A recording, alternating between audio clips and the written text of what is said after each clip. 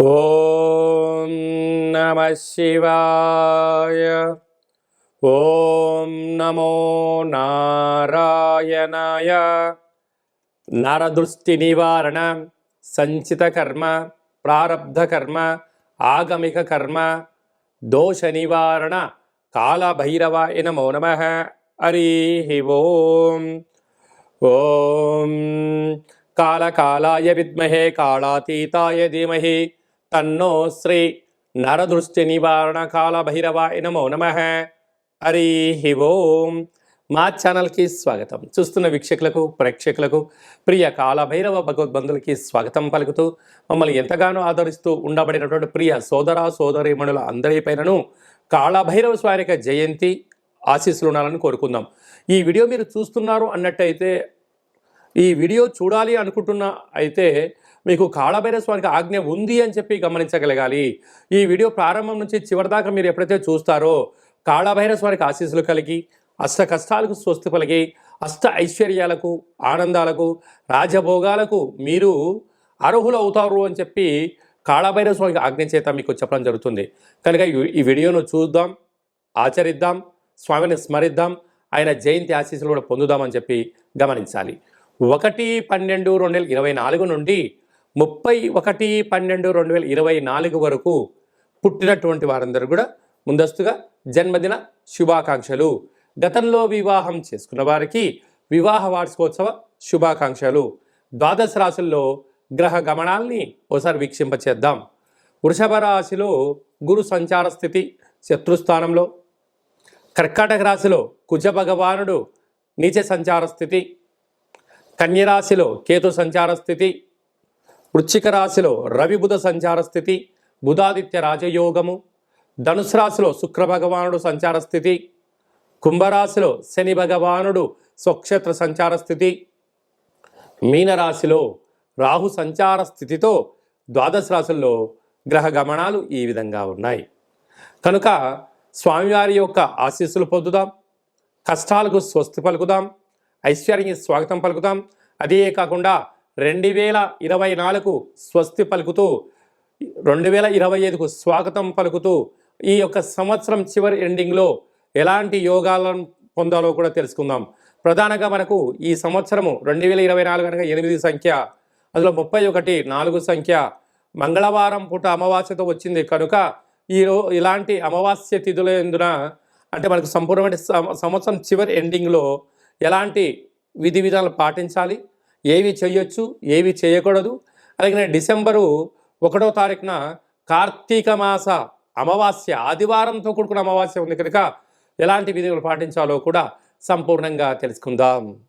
సింహరాశి వారు ఆదివారం అమావాస్య సందర్భంగా, కాళభైరవ జయంతి సందర్భంగా, అలాగే సంవత్సరపు చివరి మాసం అవడ సందర్భంగా ఎలాంటి దురదృష్టాన్ని దూరం చేసుకోవాలి, ఎలాంటి ప్రమాదాలను ఆపుకోవాలి, ఐశ్వర్యానికి ఆనందానికి విజయానికి స్వాగతం ఎలా పలకాలో ఈ వీడియోలో తెలుసుకుందాం. సింహరాశిలో ఏ నక్షత్రాలు వస్తారగా మఖా నక్షత్రంలోని 4 పాదాలు, పుబ్బా నక్షత్రంలో 4 పాదాలు, ఉత్తరా నక్షత్రంలోని 1 పాదం కలిపితే సింహరాశి. చాలామందికి పుట్టినటువంటి కాల సమయంలో డేటా ఆఫ్ బర్త్లో లేనటువంటి కారణం వలన పేరు యొక్క మొదటి అక్షరాన్ని అనుసరిస్తూ ఆ రాశిని తెలుసుకునే ప్రయత్నం చేద్దాం. మా, మీ, ము, మే, మో, టా, టే, టు, టే అక్షరాల వారు కూడా సింహరాశి జాతకులే. సింహరాశి యొక్క అధిపతి రవి భగవానుడు. వీరికి 2వ స్థానంలో కేతు సంచార స్థితి, అర్ధాష్టమ రవి అర్ధాష్టమ బుధ సంచార స్థితి, అలాగనే సప్తమంలో శని భగవానుడు స్వక్షేత్ర సంచార స్థితి, అష్టమంలో రాహు సంచార స్థితి, వ్యయంలో కుజుడు ఉన్నప్పుడు 4 గ్రహాలు యోగించడం లేదు అని చెప్పి గమనించాలి. అలాగా ఇలాంటి కాల సమయంలో అంటే వాహన ప్రమాదాలు పొంచి ఉండడం, అప్పులు ఇచ్చిన చోట తిరిగి రాకపోవడం, తెచ్చుకున్న చోట మీకు పీకల మీదకి రావడం, స్థిరాస్తులు చరాస్తులు అమ్మాలని లేకపోతే తాకట్టు పెట్టే పరిస్థితి కూడా గోచరిస్తుంది. కనుక వీరందరకు విందులని, వినోదాలని, ఆర్భాటాలని, పొగడ్తలకు కానీ వెళ్ళారా, ఇంకనూ మీ యొక్క ధనము మంచినీళ్ళ కన్నా ఎక్కువ ఖర్చు అయిపోయే పరిస్థితి చాలా అధికంగా ఉంటుంది. కనుక ఇలాంటి కాల సమయంలో మౌనము, ధ్యానము, ప్రణాళిక, ఏకాగ్రత, ఆ యొక్క పనులు ప్రారంభించేటువంటి కాల సమయంలో దశ దిశను ఆలోచింపజేయడము, ఎక్స్పర్ట్స్ యొక్క నిర్ణయాలు తీసుకోవడము, తెలిస్తేనే పనులు చేయడము, తెలియకపోతే ఈ మాసాంతం వాయిదా పెట్టుకోవడము ఉత్తమోత్తంగా భావించగలగాలి. ఇలాంటి కాల సమయంలో మనం ఈ ఆదివారం అమావాస్య రోజున మనకు ఒక ఎర్రటి కూష్మాండ దీపాన్ని తెచ్చి ఒక ఎర్రటి క్లాత్ పరిచి అందులో ఎరుపుతో కూడుకున్నటువంటి కుంకుమతో కలిపినటువంటి గోధుమలను ఏర్పాటు చేసుకొని కూష్మాండ దీపాన్ని వెలిగించి మనసారా మీరు నమస్కారం చేసుకొని, తండ్రి ఈ గ్రహ దోషాలు తొలగిపోయి నేను ఏదైతే అనుకుంటున్నానో దాన్ని విజయం సాధించే శక్తిని ప్రసాదించమని కోరుకొని పూజ అంత అయిన తర్వాత సపరేట్గా ఒక కొబ్బరికాయతో ఒక నిమ్మకాయతో ఎర్రటి ఉప్పు చేత దిష్టి తీయించుకొని బయటపడేసుకోవడము. ఆ దిష్టి కూడా వీలైతే చాకులతో తీయించుకోండి, చాలా బాగుంటుంది. తదనంతరం ఈ యొక్క దీపాన్ని వస్త్రాలతో కూడుకున్నటువంటి బ్రాహ్మణుడికి దానం ఇవ్వడం, లేకపోతే ఈ గోధుమలను ఆవుకు ఆహారంగా పెట్టగలిగినట్లయితే గ్రహ దోషాలు తొలగిపోయి ఐశ్వర్యం మీ సొంతం అవుతుందని చెప్పి గమనించాలి. డిసెంబర్ నెల 1వ తారీఖు నుండి 31వ తారీఖు వరకు ముఖ్యమైన పండుగల గురించి క్లుప్తంగా సవివరంగా సంపూర్ణంగా తెలుసుకుందాం. 1వ తారీఖు కార్తీక మాసము ఆదివారము అమావాస్య సందర్భంగా మనం అందరము కూడా నివసించే ఇంటికి, వాహనాలకు, వ్యవసాయ క్షేత్రాలకు ఒక ఎర్రటి గుమ్మడికాయని కానీ ఒక బూడిద గుమ్మడికాయని కానీ దిష్టి తీసి పగలగొడదాం, నరదృష్టిని తొలగించుకుందాం. అలాగే ఆ రోజు వెన్నతో దీపం పెడదాం, పోలి అమావాస్య ఆశీస్సులు పొందుదాం. ఇంకొంచెం శక్తి కలిగితే మనము కొబ్బరికాయ, నిమ్మకాయ, తెల్లవాలు, ఆముదంతో కూడుకున్నటువంటి వాటితో వస్తువులు దిష్టి దించి బయట పడేసుకోవడం వలన సకల దృష్టి దోషం తొలగిపోతుందని చెప్పి గమనించాలి.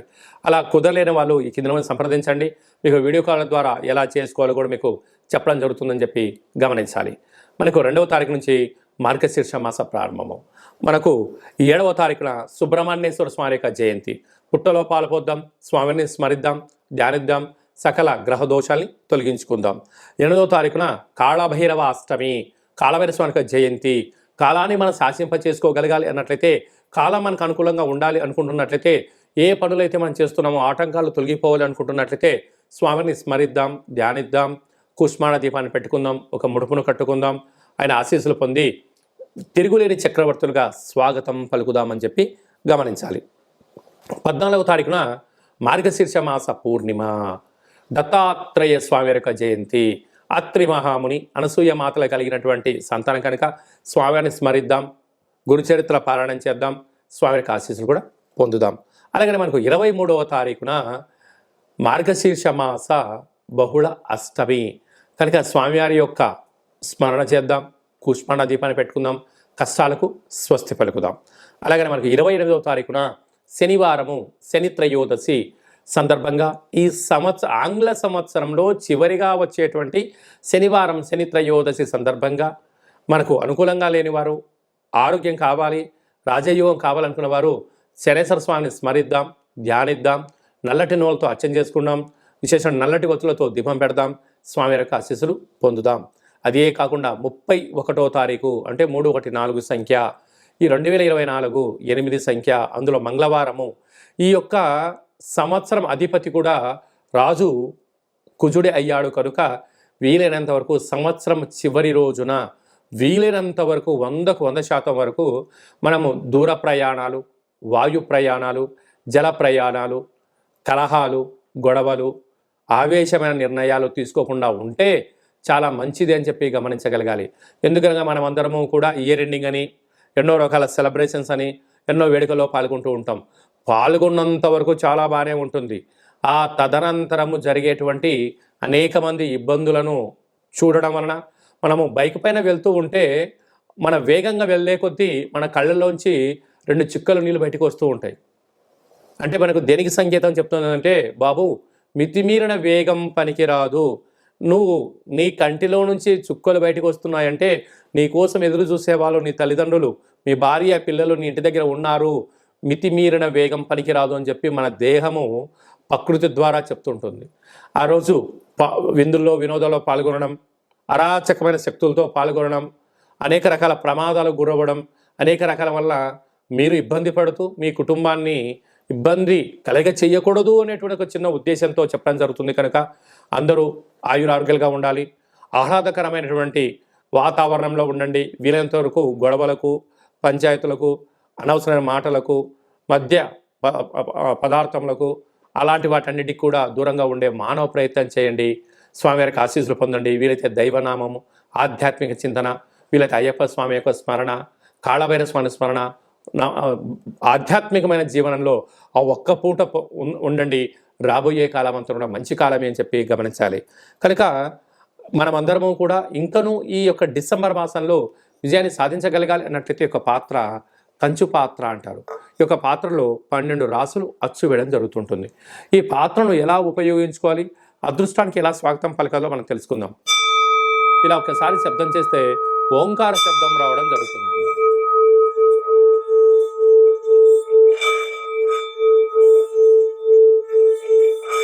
ఈ యొక్క శబ్ద తరంగాల వలన ఇంట్లో మనం ఏదైతే అనుకుంటామో ఓంకార శబ్దం కారణం వలన, కాళభైరవ స్వామి స్మరణ వలన ఇంట్లో ఉండబడినటువంటి సకల దరిద్ర దేవత గ్రామ సంచారంలోకి వెళ్ళిపోవడం, గ్రామంలో సంచరించేటువంటి మహాలక్ష్మీదేవి గళ్ళు గళ్ళుమని ఇంట్లోకి రావడం, యంత్ర ప్రయోగాలు, మంత్ర ప్రయోగాలు, తంత్ర ప్రయోగాలు, తాంత్రిక ప్రయోగాలు, నరదృష్టి, సకల కర్మల యొక్క దోషం తొలగిపోతుందని చెప్పి గమనించాలి. ఈ యొక్క పాత్ర, కాళభైరవ స్వామి యొక్క పిరమిడు, డాలరు, కంకణము, 27 రకాల వస్తువులతో దిష్టి తీయించడం జరుగుతుంది. మీ పేరుపైన గోత్రంతో ప్రత్యేకంగా పూజా కార్యక్రమం చేయించి మీకు వీడియో కాల్ ద్వారా చూపించి స్వామివారి యొక్క ప్రసాదాన్ని, అక్షయ పాత్రను మీ ఇంటికి కొరియర్ చేయడం జరుగుతుంది అని చెప్పి గమనించాలి. ఆసక్తి గలవారు ఈ కింద నెంబర్ సంప్రదించి స్వామి యొక్క ప్రసాదాన్ని స్వీకరిద్దాం. అలాగనే ఉప్పుల యందు సముద్రపు మంచుతో తయారైనటువంటి సైంధవ లవణం ఉప్పు వేరయ్య అంటుంటారు. ఈ ఉప్పు దీపాన్ని ఇంట్లో పెట్టుకుందాం. సకల దుష్టగ్రహాలను తొలగించుకుందాం. మంచి నిద్రని, కలహాలు లేని జీవితాన్ని, ఆటంకాల జీవితాన్ని స్వాగతం పలుకుతామని చెప్పి గమనించాలి. అందుకే ఉప్పు దీపం ఎక్కడైతే ఉంటుందో అక్కడ ఐశ్వర్యము, లక్ష్మీదేవి తాండవ మారుతుందని చెప్పి కూడా గమనించాలి. అలాగనే మీ వ్యక్తిగత జాతకం తెలుసుకోవాలనుకుంటున్నారా? మీ యొక్క పేరు, పుట్టినటువంటి తేదీ, నెల, సంవత్సరం, సమయం రాసి వాట్సాప్లో పంపించినట్లయితే 100 సంవత్సరాల జాతకాన్ని వ్రాసి మీకు పంపించి పుట్టినప్పుడు గ్రహ గమనాలు ఎలా ఉన్నాయి, ప్రస్తుతం ఎలా ఉంటున్నాయి, రాబోయే కాలంలో ఎలా ఉంటున్నాయో సవిరంగా తెలియజేయడం జరుగుతుంది. చాలామందికి పుట్టినటువంటి కాల సమయంలో డేటా ఆఫ్ బర్త్లు లేనటువంటి వారికి మీ పేరు యొక్క మొదటి అక్షరాన్ని అనుసరిస్తూ ఆ రాశిని తెలుసుకొని ప్రయత్నం చేద్దాం. అది తెలియచేసి రమణ శాస్త్రం ద్వారా భూత భవిష్యత్ వర్తమానాన్ని గవ్వళ ద్వారా కాళభైరవ ఉపాసన చేత మీకు తెలియజేయడం జరుగుతుందని చెప్పి గమనించాలి. మన యొక్క దేవాలయంలో ఎవరైతే జాతకం, జ్యోతిష్యం చెప్పించుకుంటారో వారికి కాళభైరవ స్వామి యొక్క పూజ, అర్చన, అభిషేకము, దీపము, ముడుపు కట్టి మీకు వీడియో కాల్ చూపించడం జరుగుతుందని చెప్పి గమనించాలి. అందుకే మీ అబ్బాయి కానీ అమ్మాయి కానీ తరచుగా ఎంత ప్రయత్నం చేసినా వివాహం అవ్వడం లేదు. ఎందుకు అవ్వడం లేదు? జాతకంలో ఎలాంటి ఇబ్బందులు ఉన్నాయి, ఎలాంటి అమ్మాయి వల్ల యోగం కలుగుతుందో మీకు తెలియజేయడం జరుగుతుంది. అలాగనే మీ అప్పుడే పుట్టినటువంటి మీ యొక్క చిన్నపిల్లలకు ఆధ్యాత్మికమైనటువంటి పేర్లు ఎలా పెట్టుకోవాలి, ఆ నక్షత్రం యొక్క స్థితిగతులు తెలియజేయడం జరుగుతుంది. కనుక ఈ వీడియో ప్రారంభంలోనే చెప్పడం జరిగింది. ఈ వీడియోను ఎవరైతే చివరిదాకా చూస్తారో వారికి కాళభైరవ స్వామి ఆజ్ఞ ఉంటేనే చూస్తారు. కాళభైరవ స్వామికి ఆశీర్వాదం వలన అష్ట కష్టాలకు స్వస్తి పలుకుతూ అష్టైశ్వర్య స్వాగతం ఎలా పలుకుతారో మీకు ఈ వీడియోలో అర్థమైందని అనుకుంటున్నాను. అందరి పేరును కాళభైరవ స్వామికి ఆశీస్సులు ప్రసాదించాలని కోరుకుంటూ ఆశీర్వచనం. ఓం శతమానం భవతి శతాయు పురుష సతేంద్రియ ఆయుష్యేవేంద్రియే ప్రతిష్టతి ధనం ధాన్యం బహుపుత్రలాభం శత సంవత్సరం దీర్ఘమాయు సర్వే జనా సుఖినో భవంతు లోకా సమస్తా సుఖినో భవంతు. సర్వం కాళభైరవ జయంతి దేవత కాళభైరవ దేవతార్పణమస్తు. హరి ఓం. ఈ వీడియో మీకు నచ్చినట్టయితే లైక్ చేయండి, షేర్ చేయండి, మా ఛానల్ని సబ్స్క్రైబ్ చేసుకోండి. మేము చేస్తున్న ఆధ్యాత్మిక వీడియోలు అందరికన్నా ముందు మీరు చూడాలనుకుంటున్నట్లయితే, అందరికన్నా మీరు మొట్టమొదట అదృష్టవంతులు అవ్వాలి అనుకున్నట్లయితే ఈ వీడియోను షేర్ చేసి భగవద్బంధులకు, మిత్రులకు చేరవేయండి. మీరు ఎవరి క్షేమాన్ని అయితే కోరుకుంటున్నారో, లేక మీ క్షేమాన్ని ఎవరైతే కోరుకుంటున్నారో ఈ ఆధ్యాత్మిక సమాచారం చేరవేసి కాళభైరవ స్వామి ఆశీస్సులు పొందగలరు.